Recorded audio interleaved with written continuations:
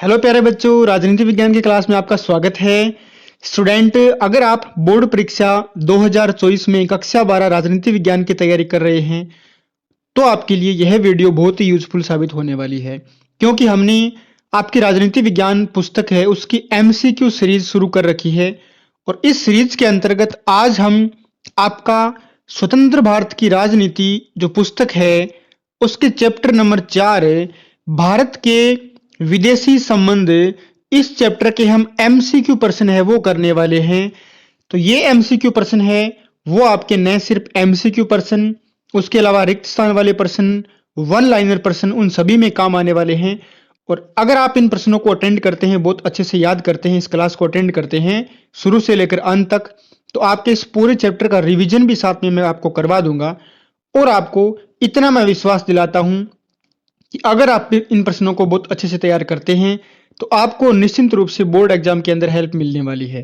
तो एक बार मैं फिर से रिपीट कर देता हूं, आज के इस वीडियो में हम आपकी कक्षा 12 एनसीईआरटी राजनीति विज्ञान की पुस्तक नंबर 2 स्वतंत्र भारत में राजनीति के चैप्टर नंबर 4 भारत के विदेशी संबंध के एमसीक्यू प्रश्न है वो करने वाले हैं।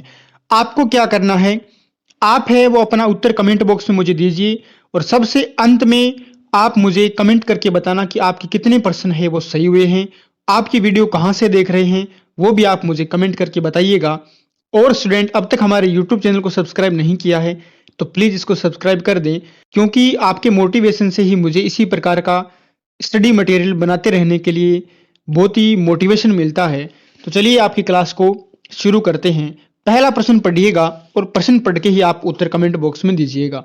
भारतीय संविधान के किस अनुच्छेद में अंतर्राष्ट्रीय शांति और सुरक्षा को बढ़ावा देने के लिए नीति निर्देशक सिद्धांत का उल्लेख किया गया है?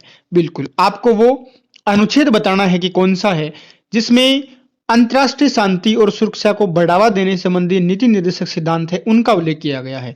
अनुच्छेद नंबर 47, 50, 51 या 49?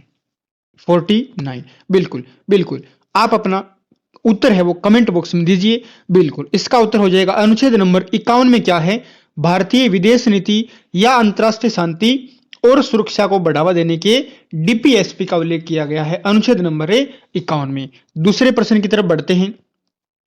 दूसरा प्रश्न पढ़िए, दूसरे विश्व युद्ध के दौरान इंडियन नेशनल आर्मी यानी आईएनए का गठन किसने किया? बड़ा अच्छा प्रश्न है। इंडियन नेशनल आर्मी आईएनए का गठन किसने किया? आपके सामने 4 ऑप्शन है, कमेंट बॉक्स में आप अपना उत्तर दीजिए। बिल्कुल बिल्कुल, किसने किया? सुभाष चंद्र बोस ने। सुभाष चंद्र बोस ने इंडियन नेशनल आर्मी आईएनए का गठन किया। आगे चलते हैं। तीसरा प्रश्न देखिए। तीसरा प्रश्न क्या है, भारतीय विदेश नीति के जनक किसे कहते हैं? भारतीय विदेश नीति के जनक किसे कहा जाता है? पंडित जवाहरलाल नेहरू भारतीय विदेश नीति के क्या कहलाते हैं? जनक कहलाते हैं। बिल्कुल, आगे बढ़ते हैं, आगे बढ़िए। चौथा प्रश्न देखते हैं क्या है। चौथा प्रश्न देखिए, भारत के प्रथम विदेश मंत्री कौन थे? भारत के प्रथम विदेश मंत्री कौन थे वो आपको बताना है। रफी अहमद किदवई, मौलाना आजाद, सरदार स्वर्ण सिंह या पंडित नेहरू? बिल्कुल, पंडित जवाहरलाल नेहरू क्या है? भारतीय विदेश नीति के क्या है? जनक है। और आपको पता होगा कि नेहरू जी प्रधानमंत्री के साथ साथ विदेश मंत्री भी थे, इसलिए इनको विदेश नीति का भी जनक कहते हैं। और भारत के विदेश मंत्री भी कौन थे? जवाहरलाल नेहरू थे। आगे चलते हैं।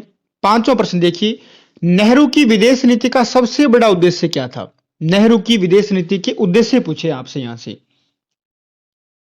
नेहरू जी की विदेश नीति के उद्देश्य बताने आपको। संप्रभुता को बचाना, यह भी सही है। क्षेत्रीय अखंडता को बनाए रखना, यह भी सही है। और तेज गति से आर्थिक विकास करना, यह भी सही है। तो इसका उत्तर हो जाएगा उपयुक्त सभी। यानी नेहरू की विदेश नीति के 3 बड़े उद्देश्य थे कि कठिन संघर्ष से प्राप्त जो संप्रभुता है उसको हमें बचाए रखना है, एक दूसरे देश की क्षेत्रीय अखंडता का सम्मान करेंगे और तेज गति से क्या करेंगे? आर्थिक विकास करेंगे। ये नेहरू जी की विदेश नीति के 3 बड़े क्या थे? उद्देश्य थे। आगे चलते हैं। छठा प्रश्न देखिए क्या कराए।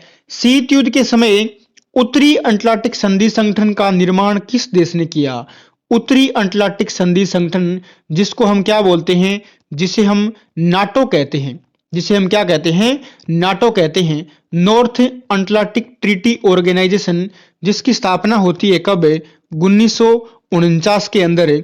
अब उसका जो निर्माण है वो किस देश ने किया, ये एक सैन्य गठबंधन था और इसका निर्माण किया किसने, संयुक्त राज्य अमेरिका ने इसका निर्माण किया था। जबकि सोवियत संघ ने, बिल्कुल आपको याद होगा, सोवियत संघ ने किसका निर्माण किया था इसके पक्ष में, सोवियत संघ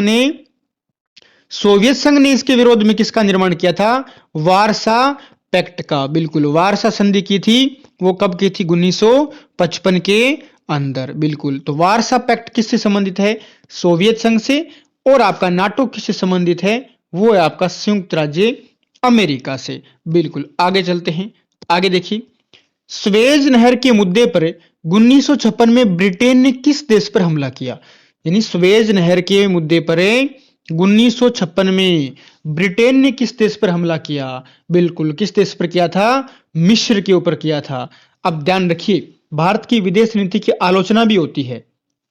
लोगों ने बोला कि भारत है वो सच्ची गुटनिरपेक्षता नहीं निभा रहा, क्योंकि जब 1956 में सुएज नहर के मुद्दे पर ब्रिटेन ने मिस्र पर आक्रमण किया तो भारत ने इसको क्या बोला, भारत ने इसका काफी विरोध किया, इसको अनौपवेशीकरण की संज्ञा दी। आगे देखिए, इसका उत्तर मैं आधा आपको आगे बताऊंगा। ये देखिए 8वां प्रश्न देखिए, 1956 में हंगरी पर आक्रमण किसने किया, 1956 में हंगरी पर आक्रमण किया था सोवियत संघ ने। तो देखिए, जब 1956 में हंगरी पर सोवियत संघ ने आक्रमण किया तो भारत ने सार्वजनिक तौर पर निंदा नहीं की और भारत क्या हो गया, मौन हो गया। तो लोगों ने बोला कि भारत का झुकाव सोवियत संघ की तरफ है और भारत सच्ची गुटनिरपेक्षता का पालन नहीं कर रहा है। बिल्कुल, आगे चलते हैं। 9वां प्रश्न देखिए, नेहरू की अगुवाई में भारत ने मार्च 1947 में किस सम्मेलन का आयोजन किया। बिल्कुल, नेहरू जी की अगुवाई में भारत ने मार्च 1947 में कौन सा सम्मेलन करवाया था, बिल्कुल कौन सा करवाया था, एशियाई संबंध सम्मेलन। कौन सा, एशियाई संबंध सम्मेलन है वो भारत ने करवाया था। आगे चलते हैं। 10वां प्रश्न देखिए, 10वां प्रश्न, किस वर्ष बाडुंग सम्मेलन आयोजित किया गया। बाडुंग सम्मेलन, जिसको आप एफ्रो एशियाई सम्मेलन भी हम कहते हैं और जिसमें गुट निरपेक्ष आंदोलन की नींव पड़ी थी, वो कब होता है, वो होता है 1955 के अंदर। बाडुंग सम्मेलन 1955 के अंदर। आगे चलते हैं। 11वां प्रश्न देखिए क्या कह रहा है। 11वां प्रश्न, गुटनिरपेक्ष राष्ट्रों का पहला सम्मेलन कब और कहां हुआ। अब देखिए, गुटनिरपेक्षता की नींव तो पड़ गई 1955 के सम्मेलन में, तो बताइए इनका पहला सम्मेलन कहां हुआ, वो हुआ सर्बिया, और सर्बिया में बेलग्रेड के अंदर 1961 में गुटनिरपेक्ष आंदोलन का पहला सम्मेलन होता है। कहां पर होता है, बेलग्रेड में। कब होता है, 1961 के अंदर। आगे चलते हैं। 12 नंबर प्रश्न देखिए, अच्छा प्रश्न है। चीनी क्रांति कब हुई थी।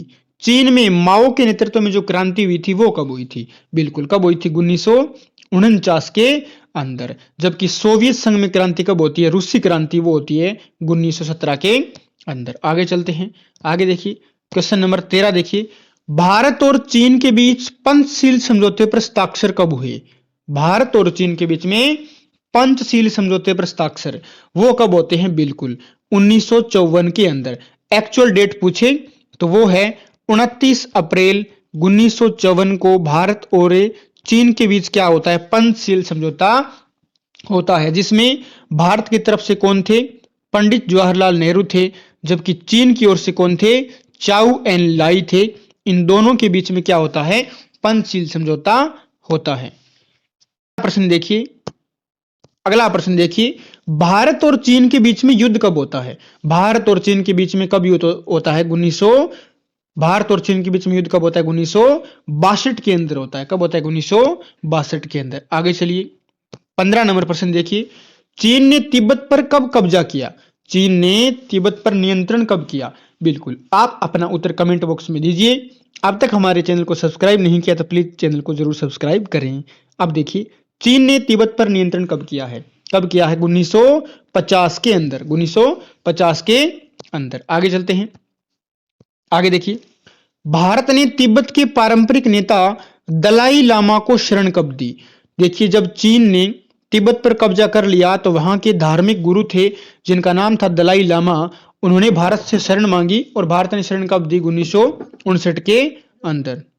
देखिए क्या कह रहे हैं, नेहरू और अयूब खान ने सिंधु नदी जल संधि पर हस्ताक्षर कब किए? नेहरू ने और अयूब खान ने, नेहरू जी भारत की तरफ से थे और अयूब खान पाकिस्तान की तरफ से था। उन्होंने सिंधु नदी जल संधि पर हस्ताक्षर कब किए? 1960 के अंदर, बिल्कुल 1960 के अंदर। आगे देखिए 1965 में ताशकंद समझौता जिन दो देशों के बीच हुआ वो है, ताशकंद समझौता कब होता है? 10 जनवरी 1965 को। और किसके बीच में हुआ? भारत और पाकिस्तान के बीच में। कहां पर होता है? ताशकंद में, जो उस समय सोवियत संघ के नियंत्रण में था और वर्तमान में ये क्या है? वर्तमान में उज्बेकिस्तान की क्या है? राजधानी है। बिल्कुल। आगे देखिए 19वां प्रश्न देखिए, 1971 के भारत पाकिस्तान युद्ध का परिणाम क्या हुआ? 1971 में जो भारत पाक का युद्ध हुआ था उसका परिणाम क्या हुआ? बिल्कुल उत्तर दीजिए अपना, क्या परिणाम हुआ? बांग्लादेश का क्या होता है? जन्म होता है एक स्वतंत्र देश के रूप में। आगे चलिए 20 नंबर प्रश्न देखिए, अच्छा प्रश्न है। इस वर्ष इंदिरा गांधी ने सोवियत संघ के साथ 20 वर्ष के लिए शांति, मित्रता और सहयोग की संधि पर हस्ताक्षर किए। तो किसके साथ? सोवियत संघ के साथ। कब किए ये आपको बताना है। 1971 में इंदिरा गांधी ने 20 वर्षीय मैत्री संधि पर हस्ताक्षर किए थे। आगे चलते हैं 21 नंबर प्रश्न देखिए, शिमला समझौते पर हस्ताक्षर कब हुए? शिमला समझौता भारत और पाकिस्तान के बीच में, भारत की तरफ से श्रीमती इंदिरा गांधी आई थी, जबकि पाकिस्तान की ओर से जुल्फिकार अली भुट्टो के बीच में यह समझौता कब होता है? 3 जुलाई 1972 को। 3 जुलाई 1972 को। आगे चलते हैं, कारगिल संघर्ष किस वर्ष हुआ? कारगिल की जो लड़ाई हुई थी वो कब हुई थी? बिल्कुल 1999 में भारत और पाकिस्तान के बीच में क्या होता है? कारगिल संघर्ष होता है। चौथी पंचवर्षीय योजना कब शुरू हुई? देखिए हमने लास्ट क्लास में एक प्रश्न किया था कि चौथी पंचवर्षीय योजना कब शुरू होनी थी। अगर ऐसा प्रश्न आए तो उसका उत्तर होगा 1966 में। जबकि चौथी पंचवर्षीय योजना शुरू कब हुई ये आपको बताना है। तो शुरू हुई थी 1969 के अंदर और शुरू होनी थी 1966 के अंदर। अब बीच में 3 क्या है? एक वर्ष की वार्षिक योजनाएं हुई थी और इस पूरे काल को हम योजना अवकाश के नाम से जानते हैं। ये आप पहले से आपको पता है। आगे देखिए, भारत ने पहला परमाणु परीक्षण कब किया? भारत ने पहला न्यूक्लियर टेस्ट कब किया? तो वो किया था 1974 के मई में, मई 1974 में। कहां पर किया भारत ने? भारत ने परमाणु परीक्षण कहां पर किया? तो भारत ने परमाणु परीक्षण किया पोखरण राजस्थान के अंदर। कब किया? पहला 1974 में। दूसरा कब किया भारत ने? मई 1998 में। ठीक है। जबकि अक्टूबर 1964 में किस देश ने परमाणु परीक्षण किया था? तो वो किया था चाइना ने। कब किया था? 1964 के अंदर। 25वां प्रश्न देखिए, 25 नंबर प्रश्न, भारत ने परमाणु अप्रसार संधि पर हस्ताक्षर नहीं किए क्योंकि? यानी भारत ने परमाणु अप्रसार संधि, जिसको हम क्या बोलते हैं? एनपीटी बोलते हैं, न्यूक्लियर नॉन प्रोलिफरेशन ट्रीटी, कब होती है? 1968 के अंदर होती है। भारत ने हस्ताक्षर क्यों नहीं किए? क्योंकि ये संधि क्या है? परमाणु अप्रसार संधि विभेदकारी है। ये भेदभाव करती है। कुछ चुनिंदा देशों को परमाणु हथियार रखने के पक्ष में यह संधि थी और शेष देशों को वंचित रखने से संबंधित थी, तो भारत ने इस पर हस्ताक्षर नहीं किए। आगे देखिए 26वां प्रश्न क्या कह रहा है? अरब इजराइल युद्ध कब हुआ? अरब इजराइल का युद्ध हुआ था कब? कब हुआ? 1973 के अंदर। उसके कारण अरब के जो देश थे उन्होंने तेल के जो दाम थे उनमें काफी वृद्धि कर दी थी और उसका प्रभाव भारत पर भी पड़ा था। आगे देखिए 27वां प्रश्न क्या है? 27वां प्रश्न देखिए, सच्ची गुटनिरपेक्षता की विदेश नीति का जिनके द्वारा अनुसरण किया गया वे थे। यानी भारत के अंदर सच्ची गुटनिरपेक्षता की नीति की बात किस व्यक्ति ने की? तो वो कौन थे? मोरारजी देसाई। और ये क्या थे?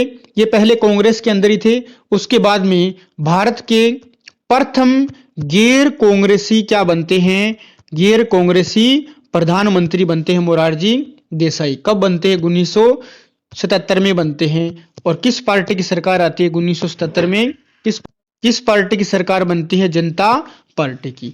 तो स्टूडेंट, ये आपकी राजनीति विज्ञान के जो आपकी सेकंड बुक है स्वतंत्र भारत में राजनीति, उसके 4th चैप्टर भारत के विदेशी संबंध के एमसीक्यू प्रश्न थे। उम्मीद करता हूं आपके ये सारे प्रश्न है वो तैयार होंगे। कमेंट बॉक्स में आप अपना स्कोर मुझे बताइएगा कि आपके कितने प्रश्न है वो सही हुए हैं। और अब तक हमारे यूट्यूब चैनल को सब्सक्राइब नहीं किया तो प्लीज़ हमारे यूट्यूब चैनल को सब्सक्राइब करें, इस वीडियो को लाइक करें और इस वीडियो को शेयर करें अपने फ्रेंड्स के साथ में। स्टूडेंट मिलते हैं अगली क्लास में, तब तक के लिए जय हिंद, जय भारत, टेक केयर।